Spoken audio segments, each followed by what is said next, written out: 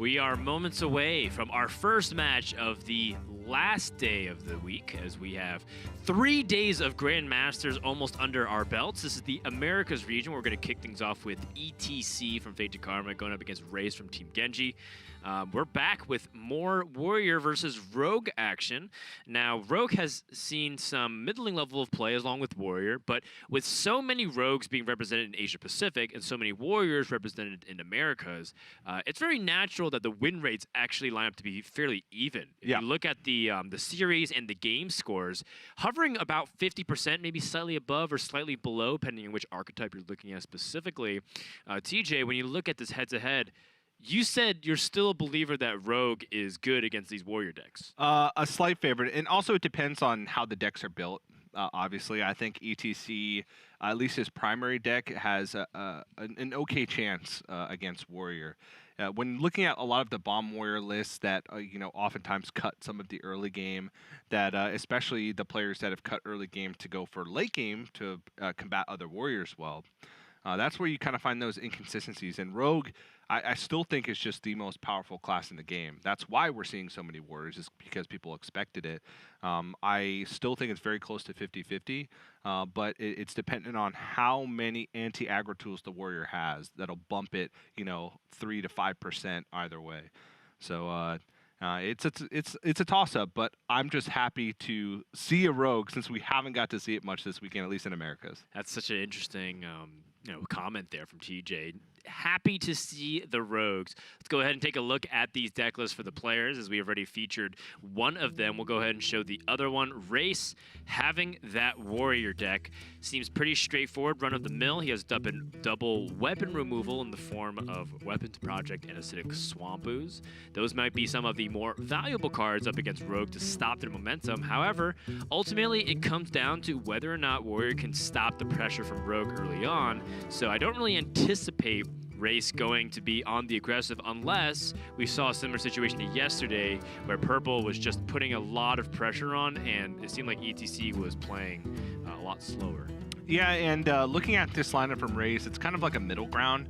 It does have Acidic Swamp Ooze, but it sacrifices the second Weapons Project in order to include that.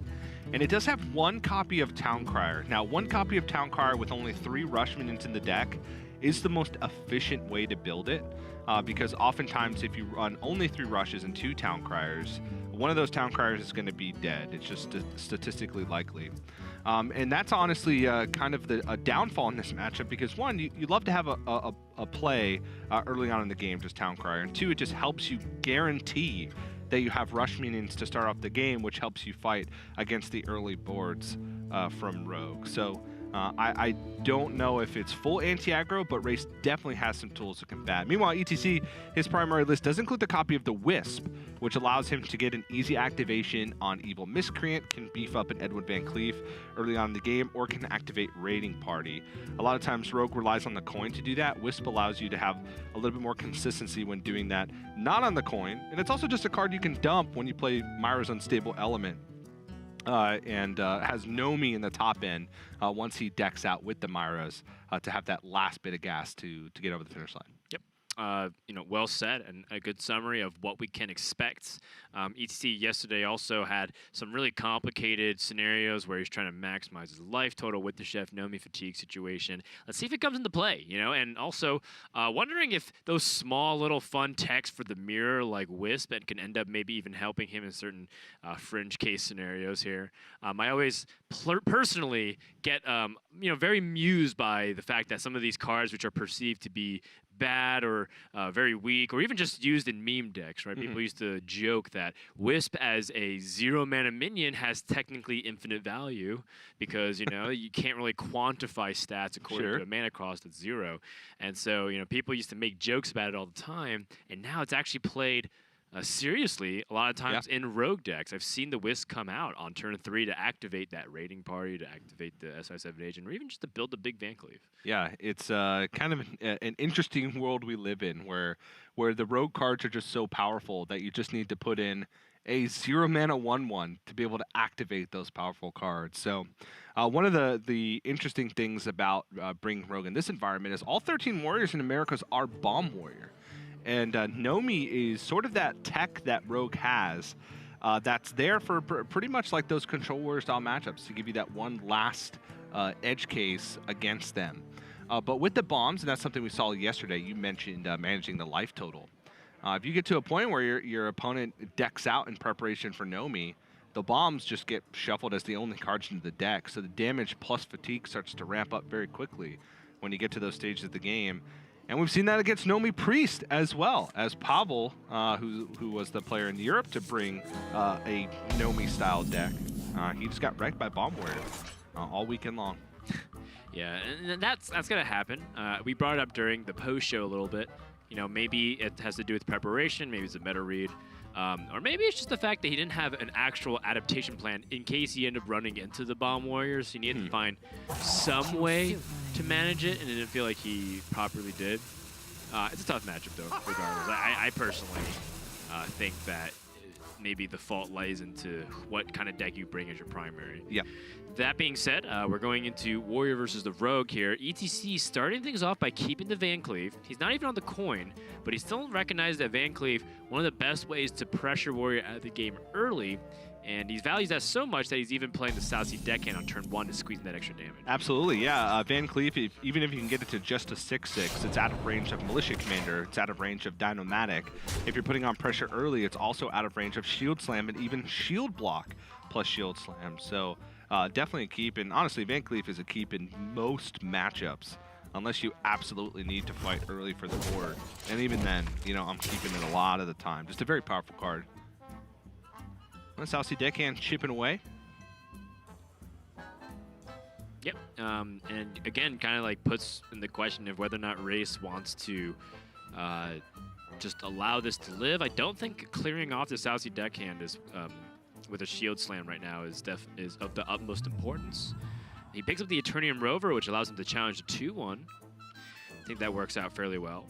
There's a little bit of banter happening back and forth on social media between ETC and Rase on Twitter. ETC posted a deck list of this very same card list of 30 cards. He went to top #1 legend in the Americas with this Miracle/Tempo Rogue, depending on how you want to call it. Yeah. And then Rase was like, well, I hope you used up all your luck on ladder because I don't want to play against you tomorrow. You're going to just be streaking in #1. Yeah. And EDC, of course, was laughing right back. So these guys talked a little bit yesterday. Ray's looking to see if he can cement his victory from a couple days ago when he had to play against Naoki Don, player that he is normally used to practicing. Now, TJ, you mentioned the Van Cleef. This is an opportunity to drop it down as a 6/6 like you're talking about. Prep, eviscerate with Van Cleef. Yeah, if I'm in ETC's position, I'm doing this 100% of the time. Now, he may be thinking, oh, I just want to play like an SI7 agent, or I just want to kind of pass and dagger up. But if you have an opportunity to make a 6/6 on 3 and deal 4 damage to your opponent, you better believe that's the correct play.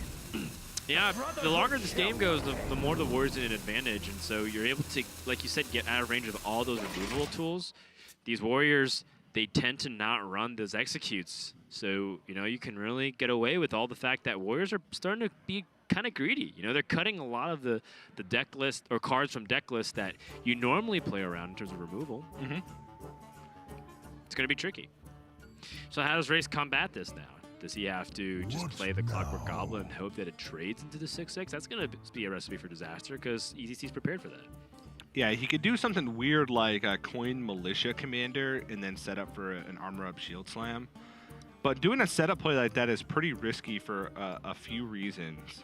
One, if he does that play, then if Waggle Pick comes down next turn, he doesn't have an answer to it. Two, if he goes with that play, if ETC has a Shadow Step in hand, he basically just spent a whole card. ETC still pushes the 6, and then gets to Shadow Step it back, play another card, and replay the Edwin at full health.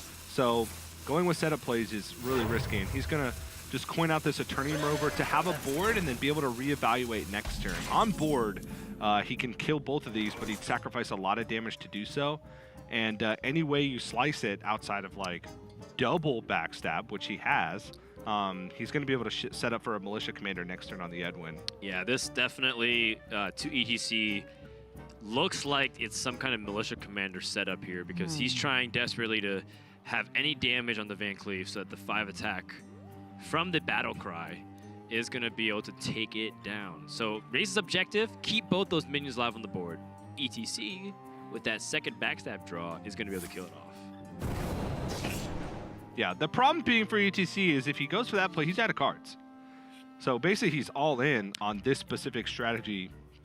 And I imagine he's going to hold on to a backstab because of that. That way, if he draws Raiding Party or if he draws Evil Miscreant, he has an activator for that next turn to keep up this pressure train. But this is one of those things when you're playing at the highest level that you have to know that if your opponent makes a play like this, they are almost certainly setting up for a kill with Militia Commander. So keeping that Edwin healthy is priority #1 for ETC.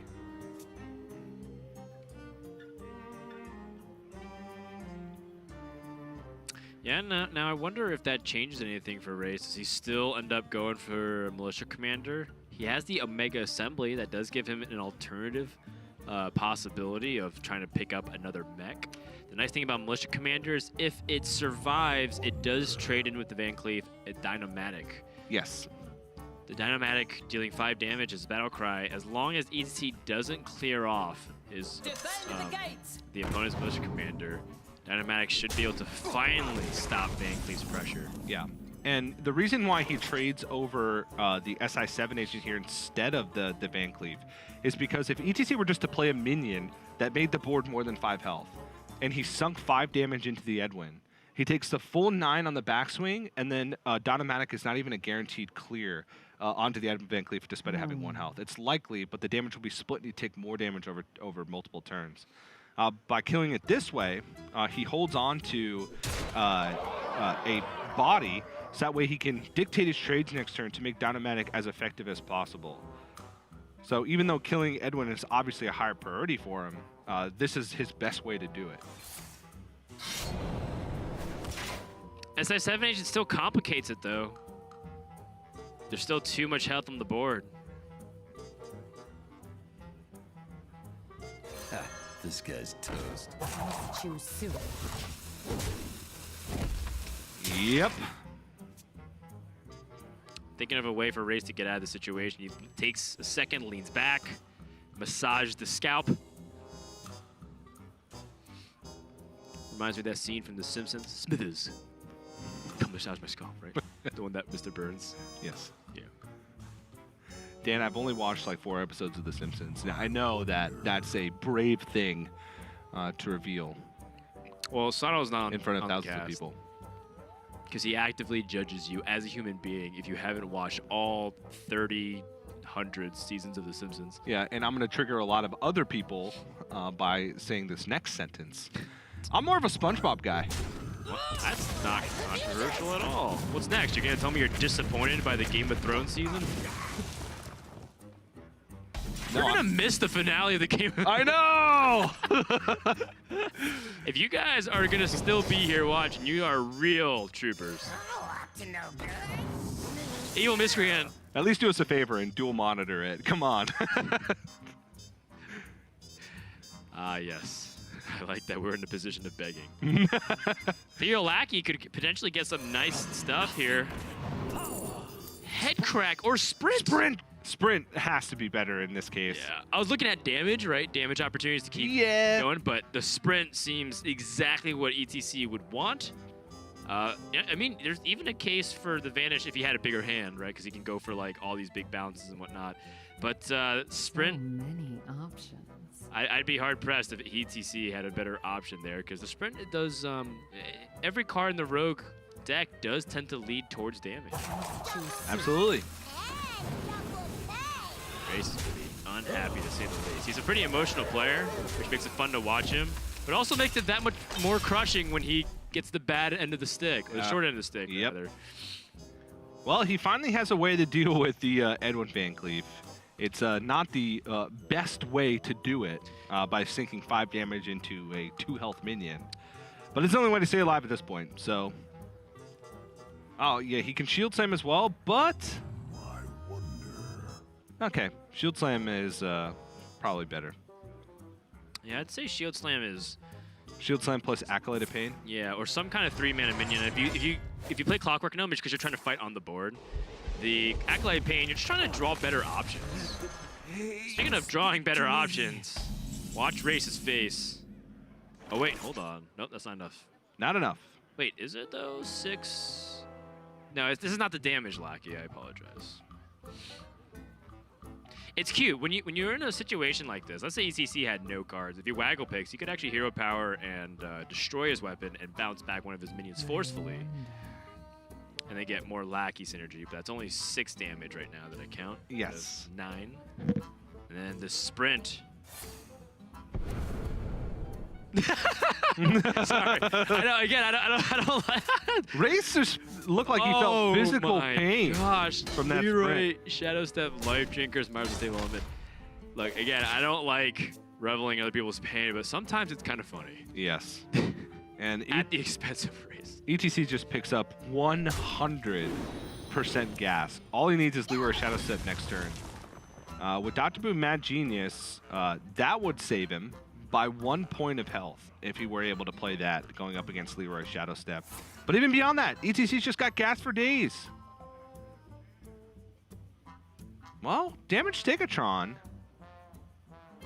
He does have the perfect amount of mana to play that, and that does stop the Leroy from happening. Dynamatic, not great on this board because it's not going to kill the Evil Miscreant. He may feel like he needs to play Dynamatic to get extra draws from his Acolyte of Pain. But honestly, after seeing 4 cards drawn, I would just be afraid of dying. Yeah, I'm definitely afraid of dying because of the burst of Rogue. It's not like hard for them to find damage anymore. Most of them have teched in like Life Drinkers to purposely get over taunts. And so, I mean, Race goes for the prey strategy, which is, you know, I'm not going to beat Leroy plus damage anyways, and ETC has so many ways to kill Race. And now you get to see in full display the power of lackeys. It's not necessarily their immediate effect, it's also their latent power, their hidden dormant power level through discovering spells or be able to generate random cost of minions that you can't account for. And Race able to survive just barely, but not enough as ETC takes the first game of the series. Yeah, and there's some argument for what would happen if he had played Damage Stegatron there. In our eyes, since we have full vision, we can see ETC's hand. Damage Stegatron was the best way to fight because all that ETC had was things that would have to go through taunt in order to deal damage. Yeah, but then Eviscerate was drawn. So he would just Life Drinker Eviscerate and be able to like set up the same lethal possible. Yeah, he would Life Drinker Eviscerate, but from the perspective of Rase, he's thinking, well, I need to get something on board because I need to have tempo beyond just that. Because what happens if he just saps the Damage Stegatron and then builds a tempo play?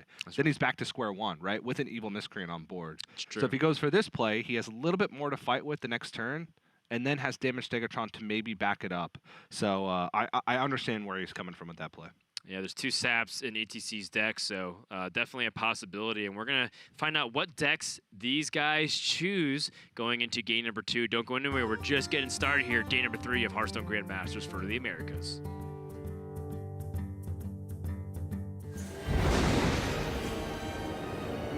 One night, I was called on to scry. But what is this symbol I spy? It's my own crystal ball. Yes, I'll answer the call. And the others will come by and by. That's right. We be calling a team in. The masters of plotting and scheming. By this candle a-glowing, I surely be knowing whose gold will be once more a-gleaming.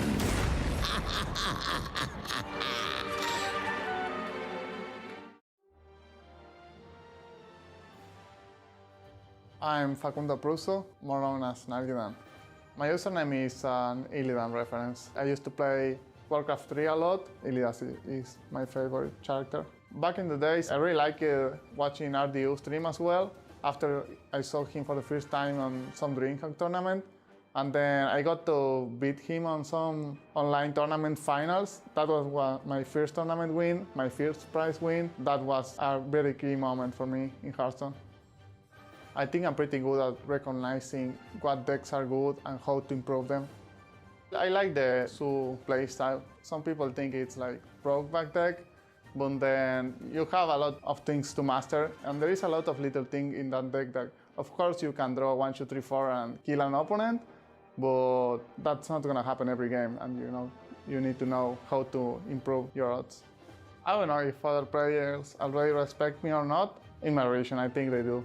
I'm not sure about the other Grandmasters.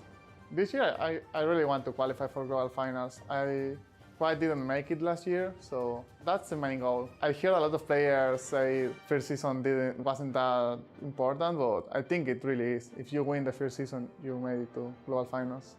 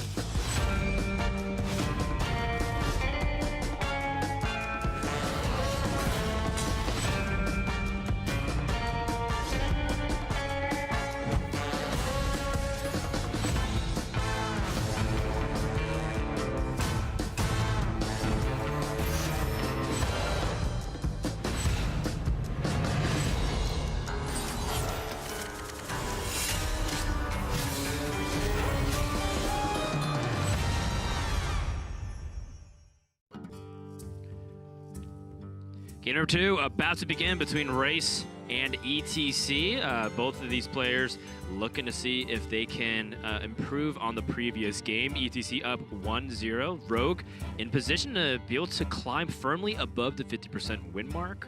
It's been struggling a little bit. I believe it's right now at 50% or right above it, but an ETC victory would cement itself as one of the better decks to bring.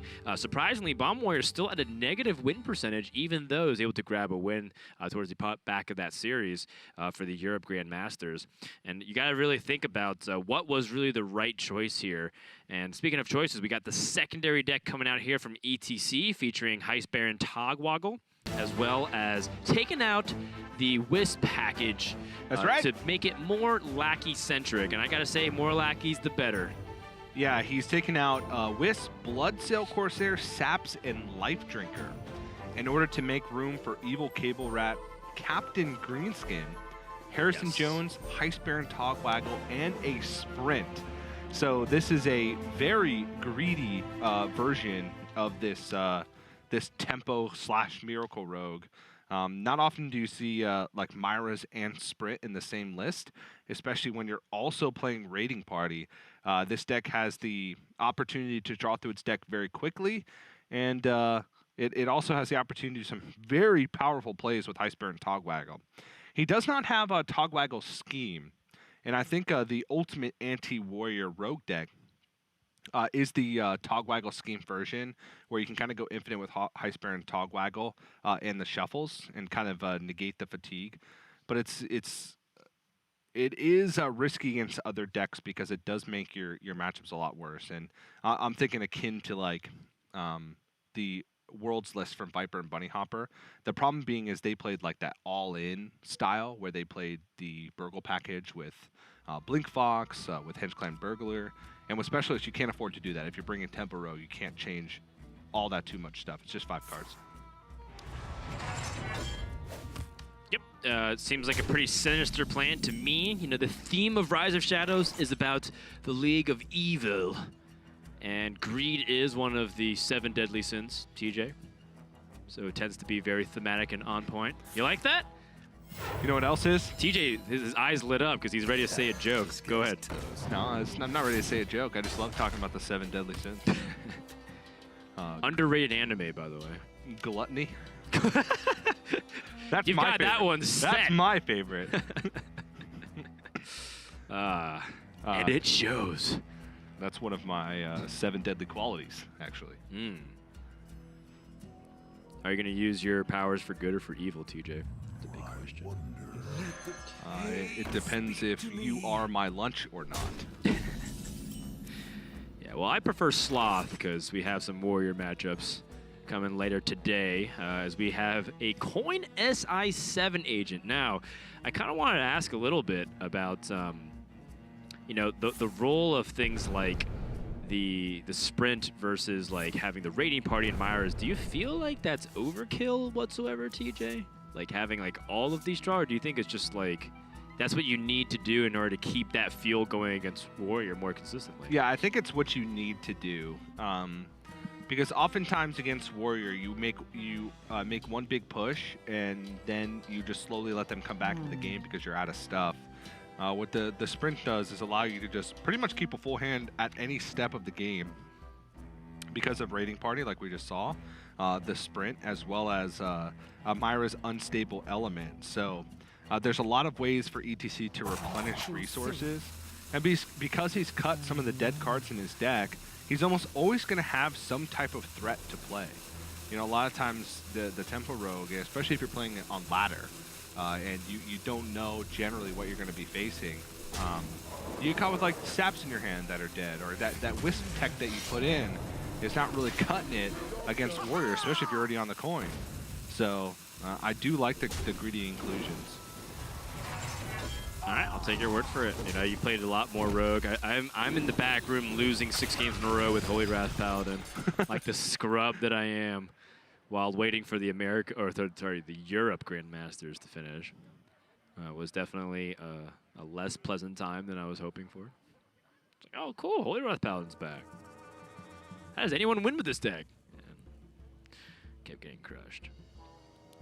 I'm sorry, Dan. That's okay. It's my fault. I actually realized I was making some players. The first few games I was making players, and then the next 2 games I was like, okay, I'm gonna fix it.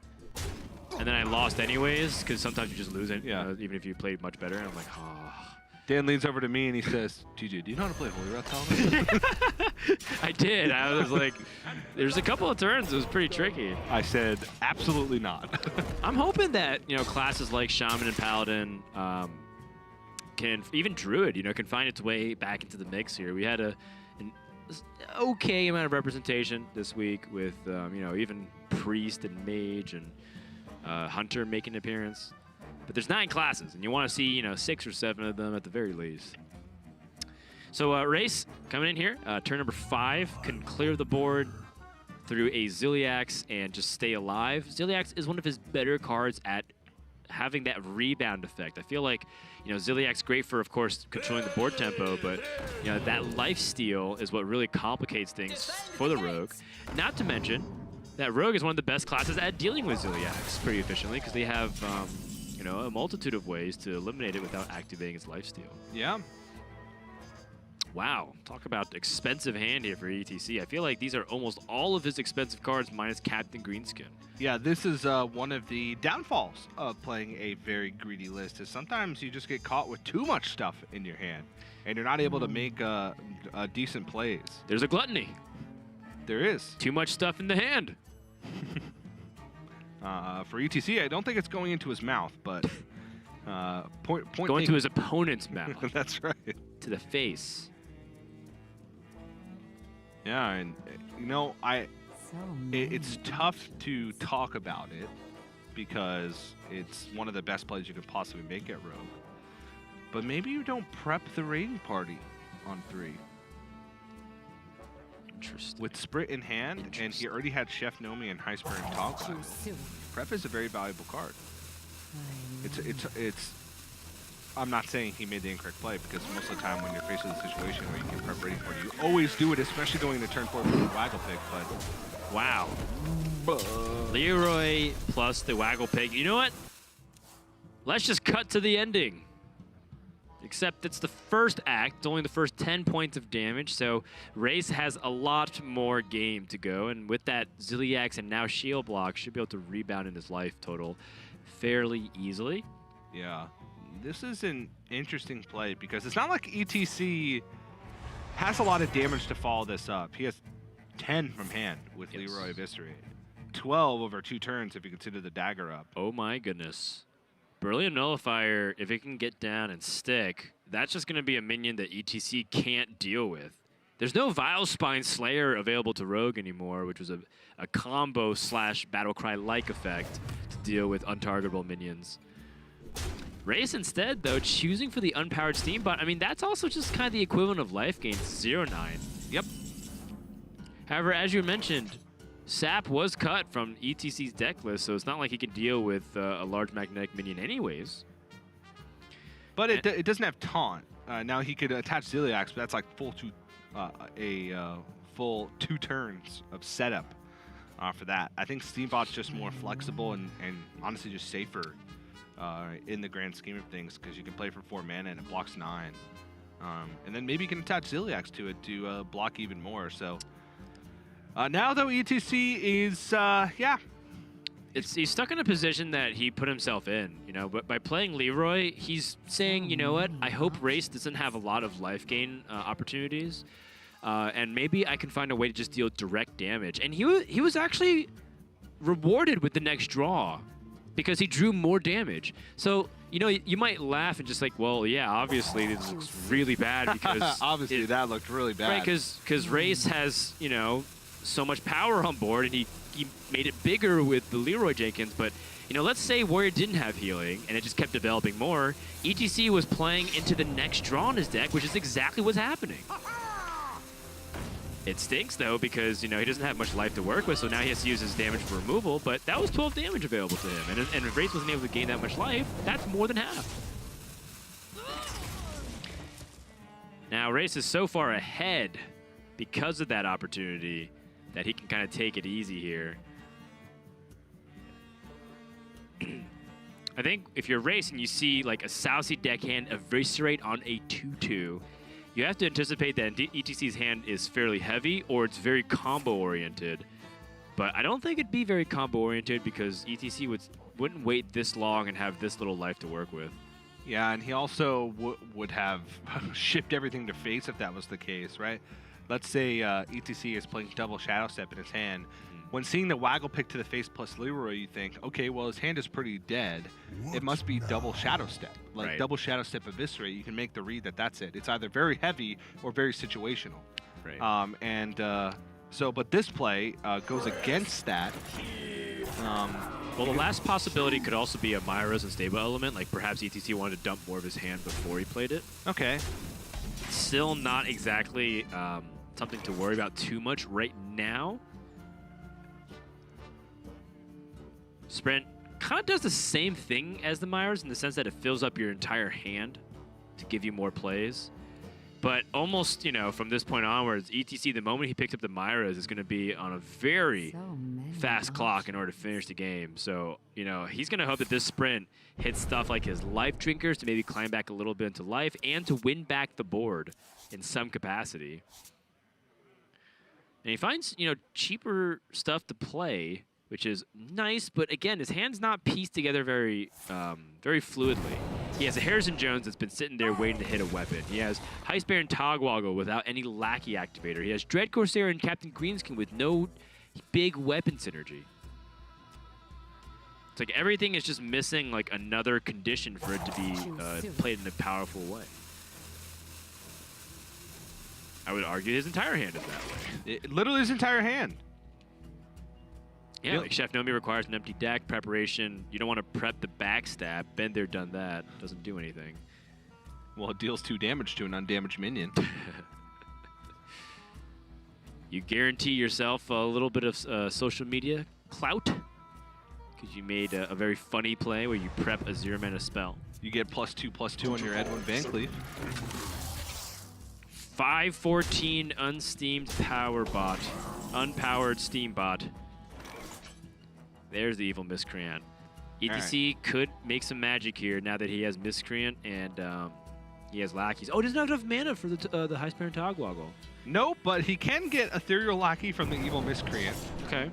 And pick up a Sap or a Walk the Plank. Rase is like, oh, I've been here before. Assassinate, prep assassinate! Oh, okay. Oh, I mean, now we're in business. I mean, that keeps him alive. I mean, his hand has a lot of stuff to do. The one thing that I'm thinking about is, do you even play the second Lackey there? Oh, to that's try a and good guarantee point. High Spear and Togwaggle. Yep, because he'd be at... Well, he doesn't have enough mana to play it, though, next turn. He couldn't Lackey, Togwaggle, and then play the treasure anyways. But what's his other play? Next turn? Yeah. Next turn would be Dagger plus Captain Greenskin and Dread Corsair. That'd be 9 mana. Okay. That being said, I kind of still lean towards what you were saying because he'd still be able to play the Lackey on the turn afterwards as well. Yes. He'd be able to Lackey, High Spear, and Togwaggle, then play the treasure. But his board presence wouldn't be that good. It'd be 2 damage, right? Because he'd leave just the 1/5 Miscreant and the 1/1 Ethereal Lackey. So I can see ETC's rationale of trying to build a bigger board. But I do echo that sentiment where it's like I kind of wish that we had a Lackey in hand for the High Spear and Togwaggle. But he does just have a lot of good stuff in hand outside of the High Spear and Togwaggle. He's got a lot of big, beefy minions. It's true. So maybe he thinks that it's not that important for him to get a treasure. And it's board clear here, by the way. Warpath's Dynamatic. We've seen this play several times over the course of the weekend, just as a way to combine removal tools, even though you like both of them. Shadow Step. Oh, man. Oh, man. Like you're talking about. Would be so good to have with the High Spear and Togwaggle and the Lackey for the next turn. He's going to really hope for that Lackey. Otherwise, Rase might just run away with this one anyways, despite ETC getting that that very fortunate Assassinate outcome. Yeah, he's so far ahead on life. And the problem for ETC is this Chef Nomi really doesn't have much application because he has to draw through the rest of his deck, and even with just one bomb from Rase, which is the Clockwork Goblin. Yeah, that's virtually death. Yeah, it's virtually You death. take 8 damage on the fatigue. Yeah.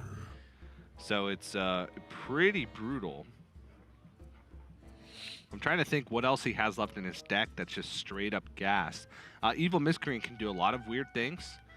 He's got 1 Life Drinker. He took 1 out in his secondary deck, so that can be a little bit of a health swing, especially if you're able to Shadow Step that or pull it back with a Waggle Pick. And honestly, that could interrupt Race's math. He may feel like in the future he might be in a position where he's going to go aggressive. I mean, this is a perfect opportunity because essentially he sets up for the...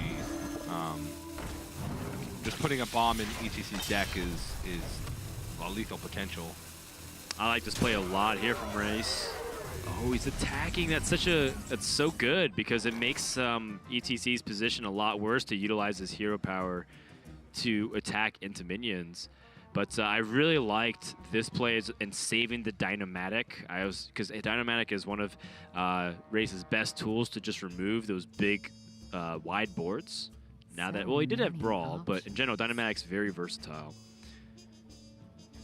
And now with that push to face, ETC, tough spot. He cannot deal with this magnetic minion efficiently. Heck, I don't know if he could deal with it really at all, except for the Leroy. Yeah, Leroy's the only way. I mean, he has to, right? Like, there's not a choice.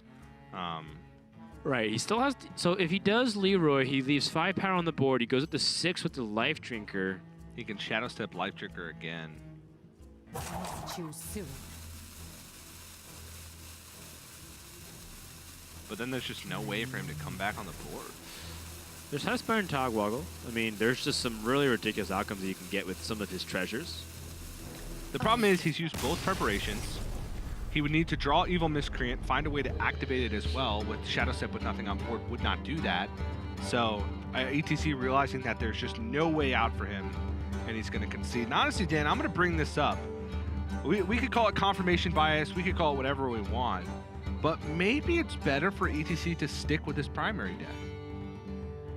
He does have just a more consistent early curve. He doesn't have the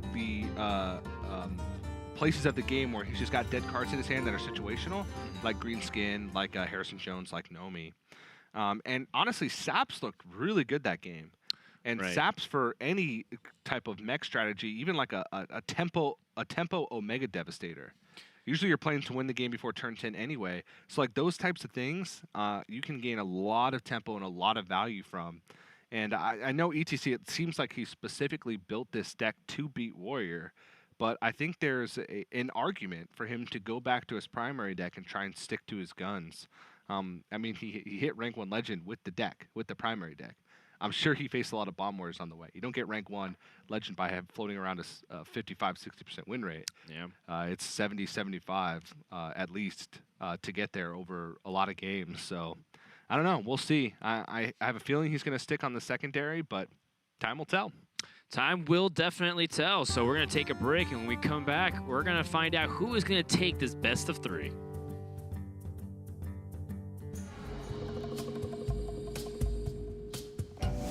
Hi there. My name is Chad Nervik, and I'm an initial designer on the Hearthstone team. I'm here to talk to you about the devious mechanics coming in the next Hearthstone expansion, Rise of Shadows. Specifically, let's talk about the Rise of Evil. In Rise of Shadows, we have the League of Evil, an organization of wicked villains whose evil plot has brought them to the floating city of Dalaran.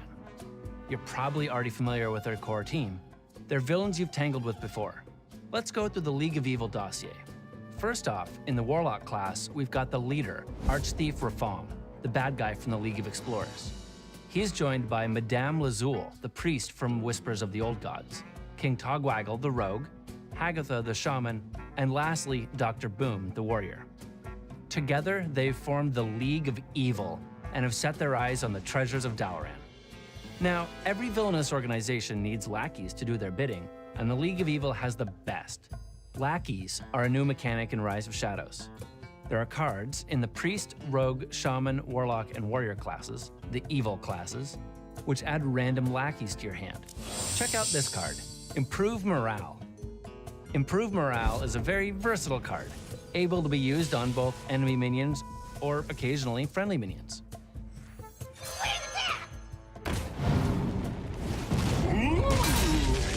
My blade. There are 5 potential lackeys you'll receive. They're 1 mana, 1/1 minions with useful battle cries. We designed them to be valuable in most situations and occasionally awesome in the right situation. Lackeys don't stop here either. This is a year-long mechanic, so look forward to more lackeys and more cards that generate them.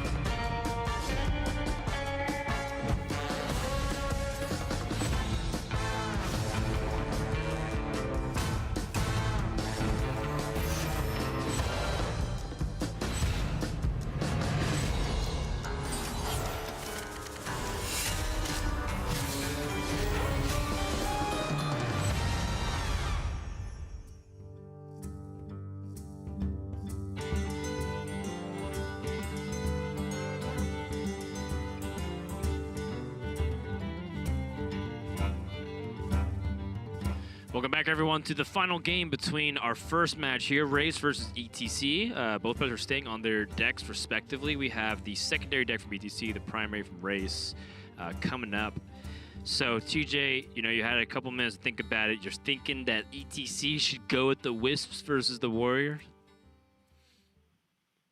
Maybe not necessarily the Wisp, but it feels like there's Saps. You want the Saps. The Saps and the second Life Drinker, I feel, are the two key things to that secondary deck. Because I don't know, man. He had 50 health at the end of the game.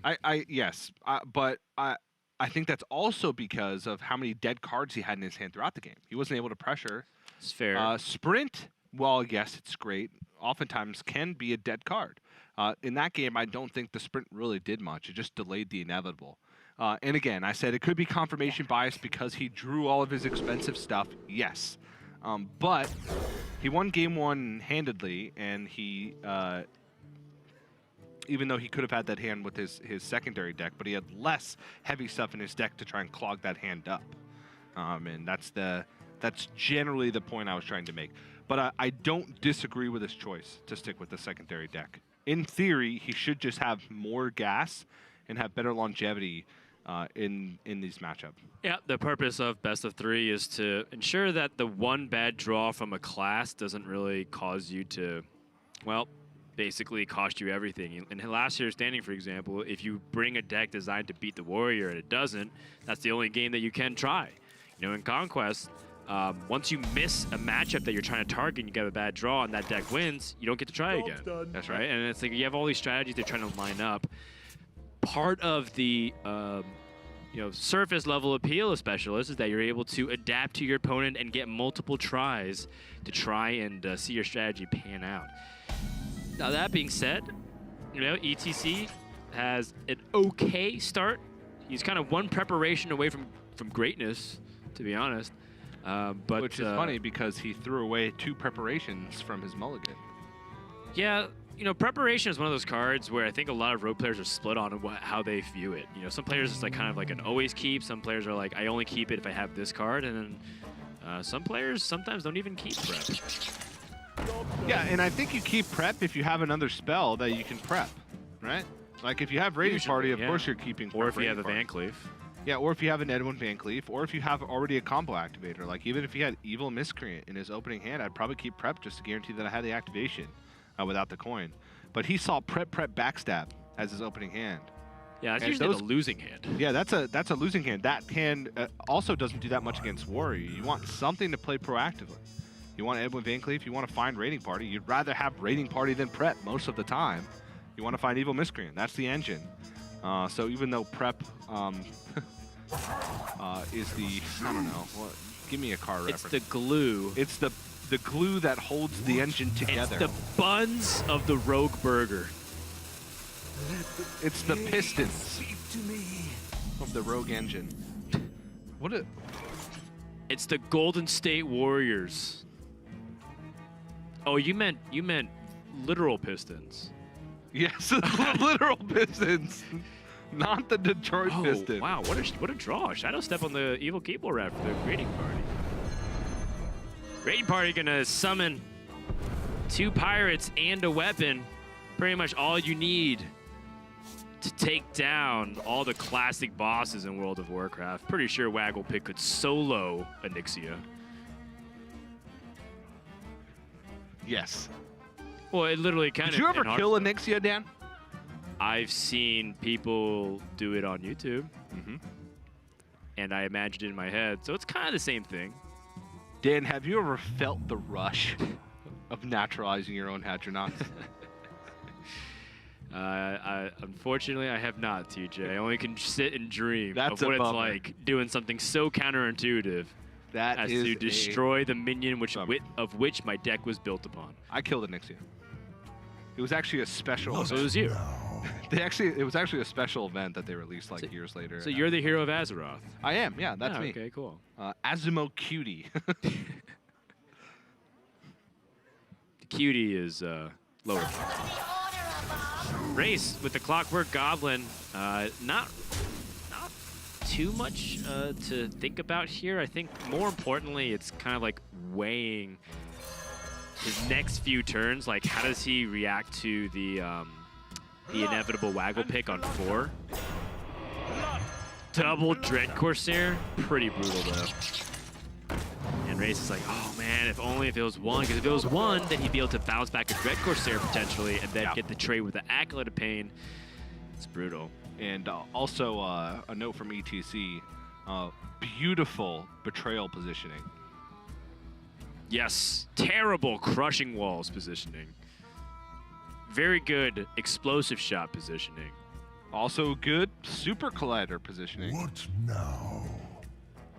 Okay, Super Collider actually is an applicable card. Yeah, he doesn't have it in his deck. He doesn't have it, but against the class, it's like good mechanics. Actually, there is still a chance that Rase would switch to his tertiary deck, which includes a copy of Super Collider. That's true. And ETC does not know which deck Rase has gone with.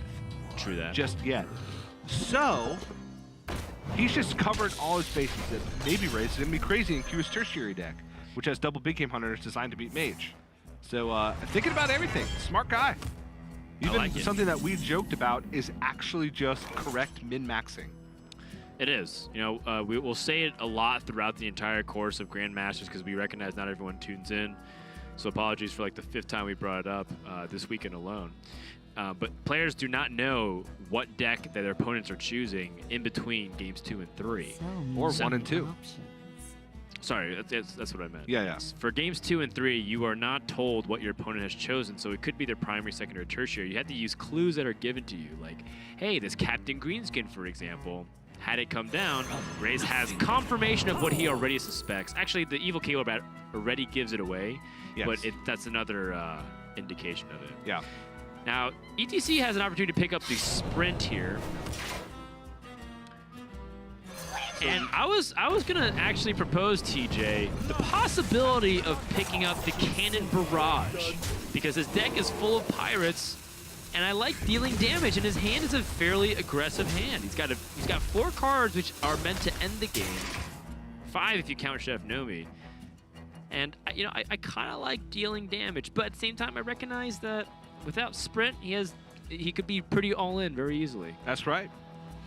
So, I definitely respect it. I was kind of hoping for another. Yeah, in the second Sprint in the deck, he could be caught in a weird position. But speaking of weird position, Rase is in an incredibly awkward position here. He has Brawl, but you do not want to Brawl this board, because that is his only copy of Brawl. And if you Brawl and your opponent plays Myra's Unstable Element and then lands a Chef Nomi, you're dead. Warpath can't save you. Yeah, that being said, I think there's no need to panic. I think Militia Commander here is totally reasonable. Rase is thinking about how he gets his 7 mana power cards online with Dr. Boom, Mad Genius, and Blastmaster Boom. If he does choose to Brawl, it's solely because he's worried about taking too much damage in the immediate future. There's a possibility that ETC also discovered Vanish, which would give ETC like an incredible amount of value.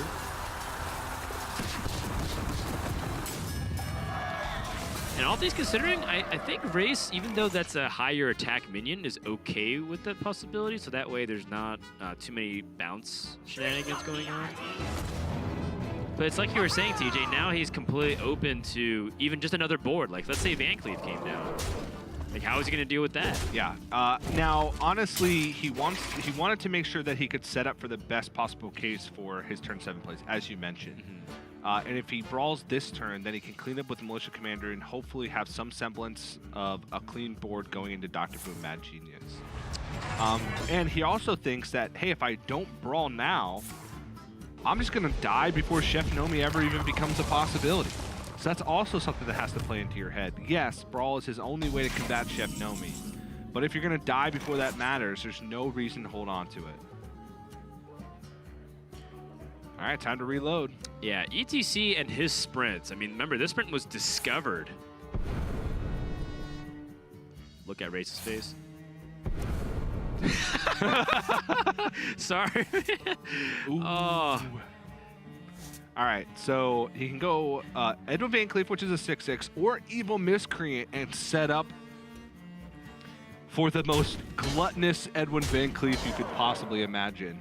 Well, right now you're coming up on the Dr. Boom Mad Genius turn. There is a possibility of Blastmaster Boom as well, because Clockwork Goblin has been played, but it wouldn't be nearly as impactful.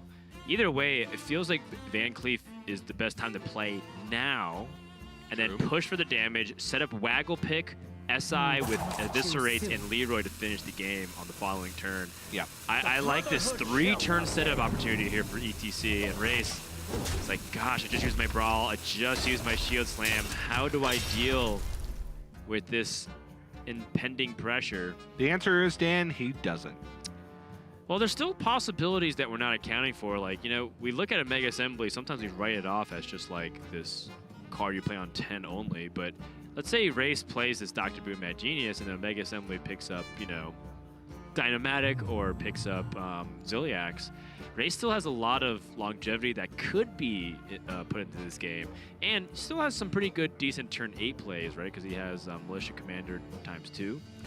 So because of that, maybe Race is thinking, even considering the Blastmaster Boom, just to have presence on the board, because ETC does not have sap, so he would have to leave the 7/7 or trade into it. But then you're leaving up 11 power on the board with Leroy Shadow Step as a possibility. Yeah. One Shadow Step has been used. It's just a normal Dr. Boom, right? There's only been one bug shuffle. I think it's yeah, I think it's only one. Rase doesn't even feel confident with this 7 life or with the last touch of Boom. He is resorting to all hands on deck. Has a lot of damage coming out right now. Holy moly. 6, 8, 12, 16, 18 damage possible this turn.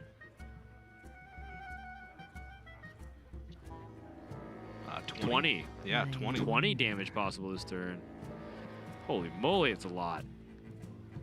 And I mean, if I'm ETC, I'm kind of thinking about it. The Turning Rover is very scary, though. That is a card that can be extremely problematic if you use your Eviscerates and then a Zilliax comes down. Not that a Eviscerate would deal with it either, because it'd be at 5 health.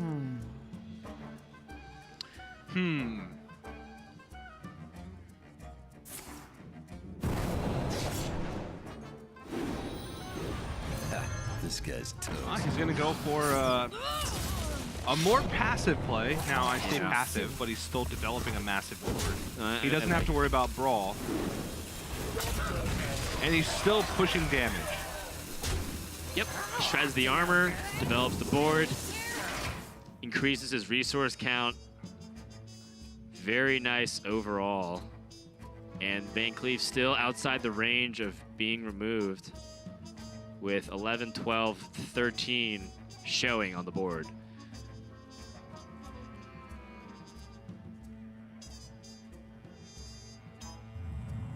Dr. Boom is too slow. And Rase already used his Shield Slam.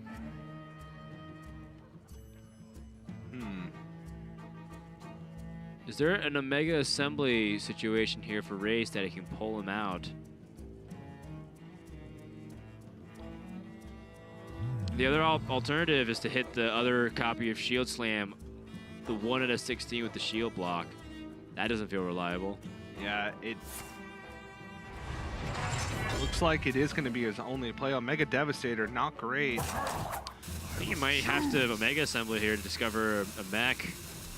Something to bail you out in this situation. Zilliax too expensive! But he can Omega Devastator plus Zilliax next turn. Yes, That kills off the Edwin Van Cleef and gains him 7 life. Oh, but how much damage is this? 6, 10 with the 4 damage extra. Leroy shots at Leroy is 22. Ethereal Peddler could get him to 26 if he discovers a preparation. I think 22 might be his... 24 is his max, right? Because he can Shadow Step the... Wait. Leroy shouts at Leroy is 12. But, oh, he has double Eviscerates. Yeah. Yeah, and then Shadow Step to Sassy Deckhand. Yeah. Oh my gosh, he has it. He has it. Rase not able to survive the pressure coming out from Rogue. And it wasn't even the Heist Baron Togwoggle. It was Captain Greenskin and the Evil Cable Rat being the nice curve fillers, the big difference maker as ETC grabs a week 1 victory with his Rogue deck. The only player to bring Rogue, and he takes down one of the Bomb Warriors at the expense of Rase and on the back of sprints. DJ, you're like talking about sprints, and the 2 games that he won, he discovered sprint instead of actually drawing it out of his deck. Drawing it out of his deck. Yeah, that's pretty funny. But oh man, poor Rase. Yeah, I think this is kind of how I expect Rogue vs Bomb Warrior series to go, where there's going to be one game where the Warrior is able to kind of stabilize, and there's a dead draw, whether it's too many like 0-cost spells or too many big minions. But played a lot of Bomb Warrior over the past like 4 or 5 days and watched a lot. And I feel like this is how I feel like I'm in Race's shoes when I play Bomb Warrior on ladder against Rogues. It feels like an uphill battle the whole way. And if they get one good discover or a decent opening hand or a decent mid game, you fall way too far behind. Yeah, it's because there's just too many threats to account for, and if you're playing Bomb Warrior, you're already playing less response question, or sorry, cards that can respond Absolutely. to all the questions that your opponent's throwing at you. So ETC did a great job, and I like his pacing of it. In fact, he's joining us for a brief interview. So ETC, can you hear us? Yes. Awesome. So, we recognize that this is, one of the first times people have really seen and even heard you on camera. So why don't you introduce yourself, even though, you've been playing Grandmasters for a couple days now? Hi, this is ETC, and, my name is from the card Elite Torrent Chief, so that is me. Nice. So you play a rock guitar in a Tauren band. Yes. Do you actually play guitar? Actually, no. Okay. Okay, gotcha. Yeah. So ETC, congrats on your victory. You mentioned that, to me in Taiwan, you were talking about that. You were thinking about Warrior for week number 1, and then you decided to go Rogue. Meanwhile, everyone else was talking about Rogue, and they decided Warrior. How did this happen? Actually, I was about to bring Megaswing Warrior, but I tried on the Battle Reef, but it was not working very well. So I changed it to Mage, and I practiced a lot with the Mage lineup, but it still was not working very well. And then I played a lot of game with Rogue on ladder, and I found that is the deck. Well, yeah, I mean, you got number 1 ranked Legend last night after the yeah. match. And then you and Rase were tweeting at each other. Yeah. I was just lucky. Oh, come on. Come on. This isn't an open cup or some tour stop in DreamHack that you found. Come on, man. You deserve to be here. You grinded. You got here through points as well. It wasn't just through, doing well in like 1 or 2 events here. You definitely proved yourself over time.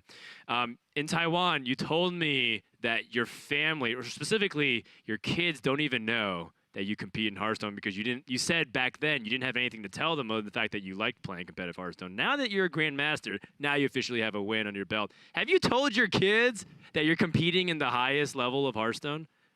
Yeah, of course, I told them, and they were both very happy about it.